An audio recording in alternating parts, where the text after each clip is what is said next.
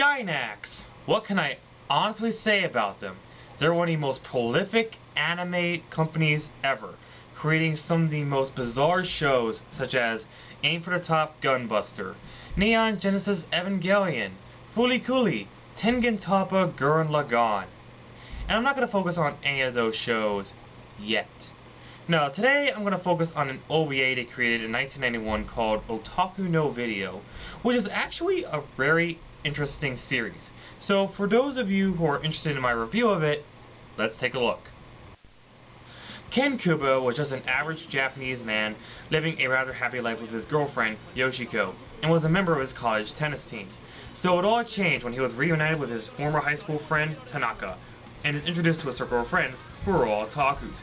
After befriending the otakus and learning more about them, Kubo decides to do away with his normal life to become the king of otakus, or Otaking, and rise into success along with his fellow otakus.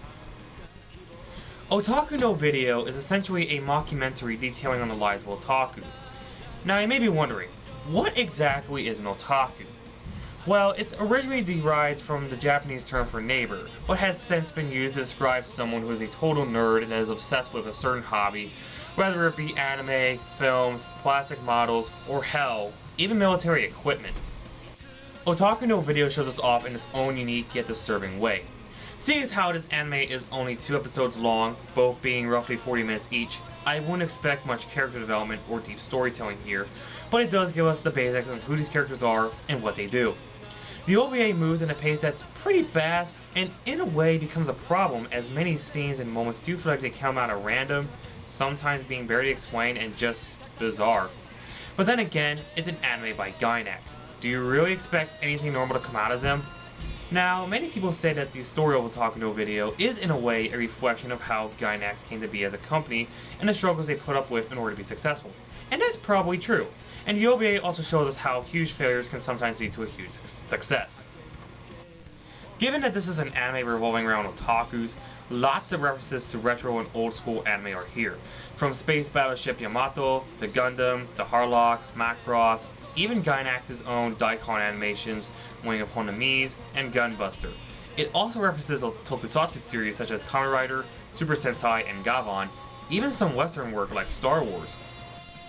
As I said earlier, this OVA does showcase us an interesting, yet disturbing look into the lives of otakus.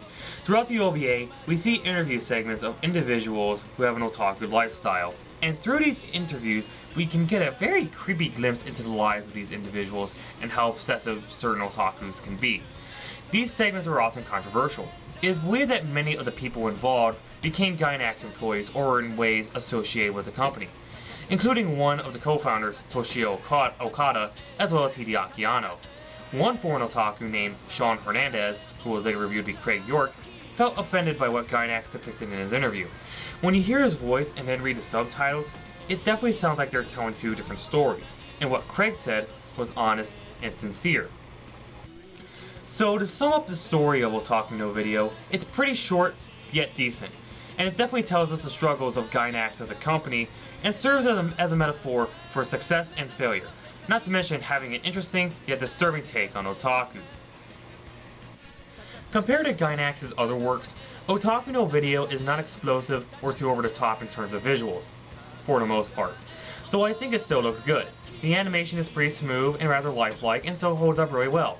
It may not be the best in terms of what Gainax can actually do, but it gets the job done. The music is forgetful for the most part, except for the opening theme. Tatakae Otaking is a rather superhero-ish 80s sounding theme that is actually pretty sweet to listen to. I listen to it quite a bit, but other than that, not much to really say. There are some noticeable seiyus here that all do a great job in terms of voice acting. Kubo is voiced by Koji Tsuchitani, the voice of Seabook Arno from Gundam F91, as well as Dewey Novak from Erica 7. He portrays Kubo quite well as a hot-blooded dude that just wants to be successful. We also have Shigeru Nakahara voicing Hino, and he would go on to voice Troa from Gundam Wing, as well as Android 17 from Dragon Ball Z. The others I don't know much about, but they do a decent job as well. Otaku no Video may not be for everybody, but it's still a rather remarkable anime series. It may not be Gainax's best, but I found it fascinating. The only true problem lies in the story itself. Simply put, the anime is too short and it honestly could have gone longer and had everything meld together. But then again, this OVA is more or less a humorous mockumentary on otakus, so you shouldn't expect something like a Hayao Miyazaki film.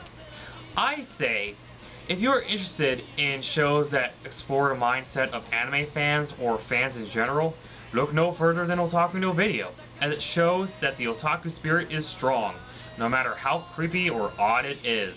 Final score, 7 out of 10.